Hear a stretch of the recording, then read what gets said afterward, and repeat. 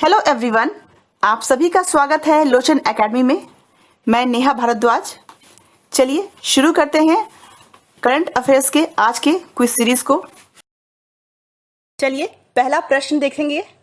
तो संयुक्त राष्ट्र सेवा दिवस कब मनाया जाता है? तो क्या क्या ऑप्शंस है इसके? 23 जून, 26 जून, 14 मई और 15 मई। तो क्या होगा इसका आंसर? 1948 में संयुक्त राष्ट्र की महासभा में यह घोषित किया गया था कि 24 अक्टूबर को संयुक्त राष्ट्र के चार्टर की वर्षगांठ होगी। 1971 यानी कि 1971 को संयुक्त राष्ट्र महासभा के आगे यह संकल्प बढ़ाते हुए संयुक्त जो है राष्ट्र संकल्प संख्या 2782, जिसमें संकल्प लिया गया है कि संयुक्त राष्ट्र दिवस को अंतर्राष्ट्रीय अवकाश दिवस के रूप में घोषित किया जाए। विकास प्रक्रिया में लोक सेवा के योगदान को रेखांकित करना भी होता है इसमें। ठीक है, तो 20 दिसंबर 2002 को संयुक्त राष्ट्र महासभा यूनाइटेड नेशन जनरल असेंबली में 23 जून को लोक सेवा दिवस के रूप में नामित किया था, जो प्रत्येक वर्ष 23 जून को संयुक्त राष्ट्र लोक सेवा दिवस के रूप में मनाया जाता है। अगले प्रश्न को देखेंगे। युक्ति 2.0 पोर्टल से संबंधित कथन पर विचार कीजिए।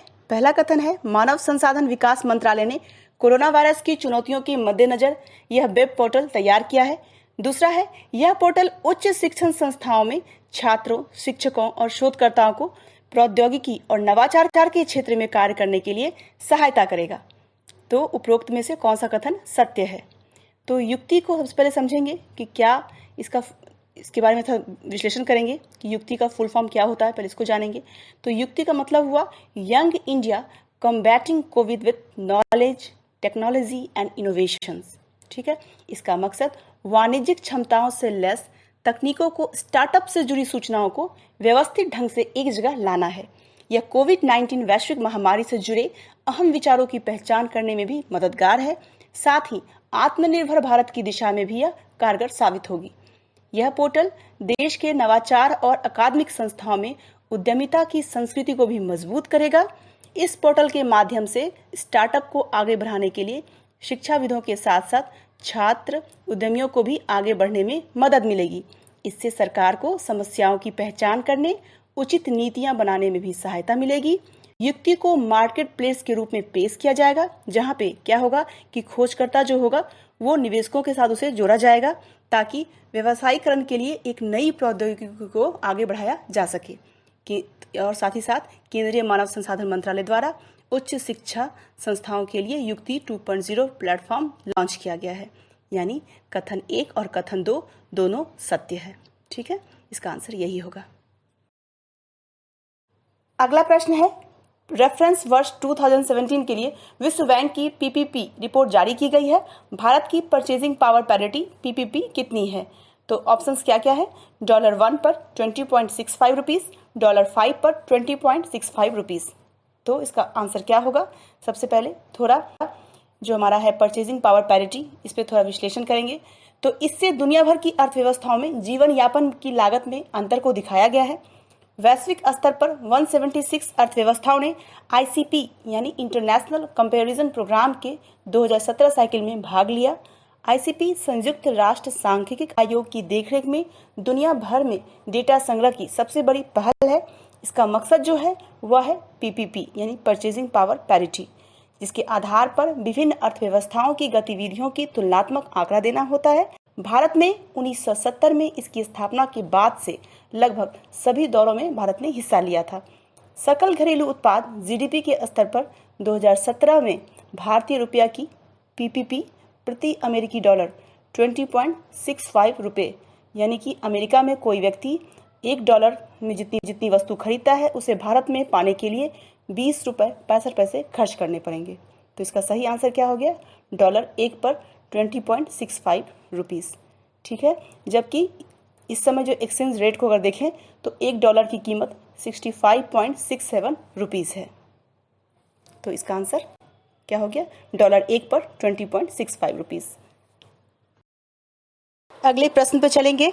तो 21 जून को दुनिया भर में अंतर्राष्ट्रीय योग दिवस मनाया गया। इसकी थीम क्या थी? तो क्या क्या ऑप्शंस हैं? Yoga at place, yoga for self, next क्या है? Yoga for health, yoga at home. तो क्या सही होगा आंसर? सोचिए। तो जाहिर सी बात है, इस बार कोविड-19 के चलते सोशल डिस्टेंसिंग को ध्यान में रखते हुए थीम तय की गई थी। लगातार छठी बार मनाया गया अंतर्राष्ट्रीय योग दिवस। पहली बार 2015 में मनाया गया था। भारत के बाहर दुनिया का पहला योग विश्वविद्यालय कहाँ पे है? संयुक्त राज्य अमेरिका के लॉस एंजल्स शहर में शुरू किया गया था। इस विश्वविद्यालय का नाम विवेकानंद योग विश्वविद्यालय रखा गया है।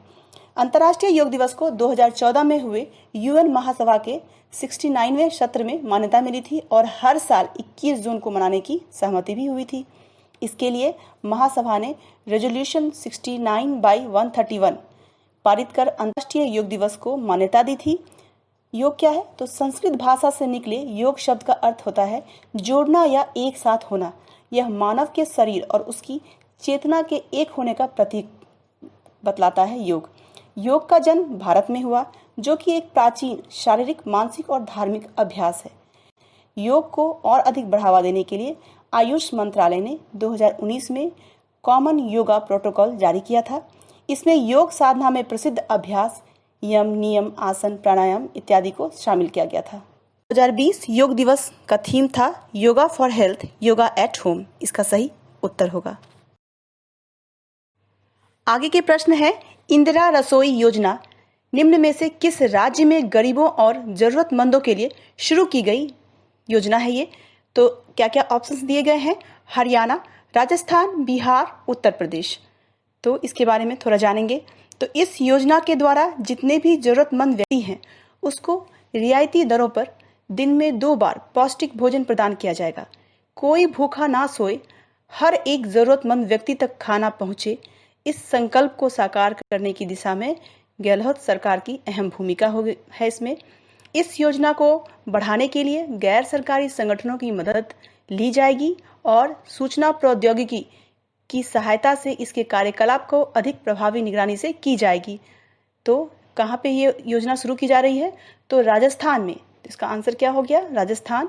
तो राजस्थान राज्य में गरीबों और जरूरतमंदों के लिए इंदिरा रसोई योजना शुरू की जा रही है। राजस्थान के मुख्यमंत्री के अनुसार इस योजना पर हर साल 100 करोड़ रुपए खर्च किए जाएंगे। फिलहाल राजस्थान में इससे पहले भी एक योजना चल रही है, अन्नपूर्णा रसोई योजना। आपको सबको पता होगा ये, है ना? तो इसके बारे में थोड़ा जान लेते हैं कि राजस्थान में वसुंधरा राजे की अन्नपूर्णा रसोई योजना पहले से चल रही है, जिसमें 5 रुपए में भरपेट नाश्ता और 8 रुपए में भरपेट खाना मिलता है। यह वाजपेयी सरकार की सर्वाधिक लोकप्रिय योजना है। तमिलनाडु की अम्मा रसोई की तर्ज पर ही इंदिरा रसोई योजना की शुरुआत की जा रही है। तमिलनाडु में पूर्व मुख्यमंत्री दिवंगत जयललिता के समय में अम्मा रसोई योजना शुरू की गई थी। यह योजना कई साल से तमिलनाडु में सफलतापूर्वक चल रही है। तमिलनाडु में अम्मा रसोई योजना के तहत पूरे प्रदेश में जरूरतमंदों को सस्ती दरों पर भोजन उपलब्ध कराया जाता है। इसी के तर्ज पर इंदिरा रसोई योजना शुरू की गई है। तो ये कहाँ पे शुरू की गई है? तो राजस्थान में इसकी पहल हुई है और ये धीरे धीरे सभी क्षेत्रों में बढ़ती चलेगी। अगला प्रश्न है, बॉथिमेट्री यह शब्द कुछ दिनों से चर्चा में है। इसका संबंध किस क्षेत्र से है? क्या क्या ऑप्शंस हैं? चंद्रमा की सतह पर पानी की खोज, मिसाइल तकनीक, नदियों में प्रदूषण का अध्ययन, समुद्र तल का अध्ययन। तो बॉथिमेट्री के माध्यम से क्या होता है? झीलों, समुद्रों तथा महासागरों में मौजूद पानी की गहराई से के स्तर जो होते हैं, उसके लेवल जो होते हैं, उसको मापा जाता है। तो इसका आंसर क्या हो गया? समुद्र तल का अध्ययन करना। बॉथिमेट्री डेटा द्वारा गहराई एवं पानी के नीचे की स्थलाकृति जो होती है उसके आकार के बारे में जानकारी इकट्ठा करती है। यह अध्ययन समुद्र के संचलन, ज्वार एवं जैविक जो आकर्षक केंद्र होते हैं सहित कई सारी प्राकृतिक घटनाओं को समझने में सहायक होते हैं। इस अध्ययन के माध्यम से नेविगेशन के लिए महत्वपूर्ण जानकारी मिलती है। तेल एवं गैस क्षेत्रों की खोज होती है। मछली पकड़ने के संसाधन एवं केबल तथा पाइपलाइन बिछाने से संबंधित महत्वपूर्ण जानकारी प्राप्त की जाती है। साथ ही साथ जब आपदा स्थिति होती है उस समय आकलन करने के लिए समुद्र तल का अध्ययन अत्यधिक महत्वपूर्ण होता है। क्योंकि एक बार कब हुआ था? 2011 में जापान में तोहोकू में आए विनाशकारी जो भूकंप आया था उसके पीछे के कारणों का पता जो लगाने की वैज्ञानिक का समूह आया था, उसमें समुद्र अध्ययन से प्राप्त डाटाओं का प्रयोग किया गया था। तो इस कारण से पता चला कि किस प्रकार से आपदा प्रबंधन में ये सहायता प्रदान करती है। आगे के प्रश्न है, किस देश में G7 में दक्षिण कोरिया को शामिल करने के अमेरिकी प्रस्ताव पर आपत्ति जताई है? ऑप्शंस क्या क्या हैं? रूस, भारत, नेपाल और जापान। तो विश्व की 7 बड़ी अर्थव्यवस्था है G7 में। कौन कौन सी? इस समूह में कौन कौन से देश हैं? America, Britain, Japan, Canada, Germany, France और इटली पहले से ही शामिल है। इनमें कौन सा एक देश है एशियाई महाद्वीप का? जापान एकमात्र देश है जो G7 में दक्षिण कोरिया को शामिल करने के अमेरिकी प्रस्ताव पर आपत्ति जताई है। तो इसका आंसर जापान होगा।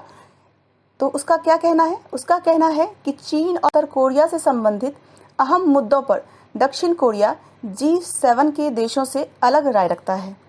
अमेरिकी राष्ट्रपति डोनाल्ड ट्रंप ने पिछले महीने भारत समेत रूस, ऑस्ट्रेलिया और दक्षिण कोरिया को इस साल के G7 शिखर सम्मेलन जो है इसमें शामिल करने का प्रस्ताव दिया था।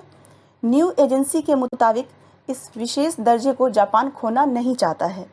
तो इस वर्ष का जो G7 शिखर सम्मेलन जो है वो कब होने वाला है? जुलाई में ही होने वाला होता है, तो इसी माह में होगी, लेकिन कोरोना महामारी के चलते अब इसे सितंबर में आयोजित किया जाएगा। तो इसका आंसर क्या हो गया? जापान। आगे के प्रश्न है, मरुस्थलीय टिड्डी के बढ़ते खतरे को देखते हुए नियंत्रण करने के लिए ड्रोन का उपयोग करने वाला पहला देश कौन है? क्या क्या ऑप्शंस हैं? पाकिस्तान, संयुक्त राज्य अमेरिका, भारत और ऑस्ट्रेलिया। तो इसके निवास स्थान उन स्थानों पर बनते हैं जहां जलवायु और संतुलित होता है और निवास के स्थान जो होते हैं वो सीमित होते हैं। इन स्थानों पर रहने से अनुकूल ऋतु इनकी सीमित संख्या को संलग्न क्षेत्रों में फैलाने में सहायक होती है। मरुस्थलीय फसल नष्ट करने वाला प्रवासी कीट होता है ये, और इन दिनों देश के कई हिस्सों में मरुस्थलीय टिड्डी दल का हमला देखा जा रहा है, जिससे काफ़ी फसल नष्ट हो चुके हैं। इसके नियंत्रण के लिए सरकार काफ़ी प्रयास कर रही है। साथ ही साथ स्वदेशी ULV स्प्रेयर का भी विकास किया जा रहा है। राजस्थान के जोधपुर, नागौर, बीकानेर, जैसलमेर जिलों में टिड्डी पर प्रभावी नियंत्रण के लिए दुर्गम क्षेत्रों और उनके द्वारा फैले गए जितने भी क्षेत्र हैं उसमें कीटनाशक दवाओं द्वारा छिड़काव किया जा रहा है। तो राजस्थान भारत के अंदर है, तो संयुक्त राष्ट्र के खाद्य एवं कृषि संगठन जो है FAO ने भारत को टिड्डी नियंत्रण के लिए ड्रोन का इस्तेमाल करने वाला पहला देश बतलाते हुए उसकी काफ़ी सराहना भी की है। तो इसका आंसर क्या हो गया? भारत। अगला प्रश्न है, राष्ट्रीय सांख्यिकी दिवस निम्न में से किस दिन मनाया जाता है? ऑप्शंस 10 मार्च, 29 जून, 15 फरवरी और 12 जुलाई। तो यह दिवस राष्ट्रीय स्तर पर मनाया जाता है और इस दिवस का उद्देश्य सामाजिक आर्थिक नियोजन एवं नीति निर्माण में प्रशांत चंद्र महालनोबिस जो हैं उनके योगदान के प्रति युवाओं के बीच जागरूकता पैदा करना और उन्हें प्रेरित करना है। इस दिन को मनाने का मकसद रोजाना की जिंदगी में और योजना एवं विकास की प्रक्रिया में सांख्यिकी के महत्व के प्रति लोगों को जागरूक करना है। ये भी जानें कि 20 अक्टूबर को विश्व सांख्यिकी दिवस मनाया जाता है, जिसकी शुरुआत कब हुई थी? 2010 में हुई थी और इसकी घोषणा संयुक्त राष्ट्र सांख्यिकी आयोग द्वारा की गई थी और इसे हर 5 वर्ष में एक बार मनाया जाता है। पॉपुलेशन स्टडीज़ की सांख्यिकी माप महालनोबिस डिस्टेंस देने के लिए जाना जाता है। साथ ही वह स्वतंत्र भारत के पहले योजना आयोग के सदस्य भी थे और साथ ही उनके इस योगदान के चलते उन्हें भारत में मॉडर्न स्टैटिस्टिक्स का पिता माना जाता है। तो सांख्यिकी दिवस भारत में प्रत्येक वर्ष 29 जून को मनाया जाता है। अगला प्रश्न है, अनुसूचित जाति और अनुसूचित जनजाति कल्याण संबंधी समिति के बारे में दिए गए कथन पर विचार कीजिए। पहला कथन है, संघ राज्य क्षेत्रों में अनुसूचित जातियों तथा अनुसूचित जनजातियों के पक्ष में चलाए जा रहे कार्यक्रमों के निष्पादन की जांच करना। दूसरा है, अनुसूचित जाति आयोग अनुसूचित जनजाति आयोग की रिपोर्ट पर विचार करना। तो उपरोक्त कथन में कौन सा कथन सत्य है? तो ऑप्शंस में है कथन ए सत्य हो सकता है, कथन बी भी सत्य हो सकता है, ए बी दोनों सत्य हो सकता है, नहीं तो ए बी दोनों असत्य भी हो सकता है। तो अनुसूचित जातियां और जनजातियां कल्याण संबंधी समिति जो है मुख्य बिंदु क्या क्या है?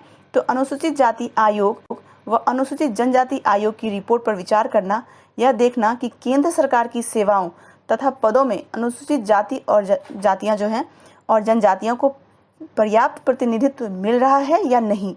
यह राज्य क्षेत्रों में अनुसूचित जातियों तथा अनुसूचित जनजातियों के पक्ष में चलाए जा रहे कार्यक्रम के निष्पादन की जांच करता है।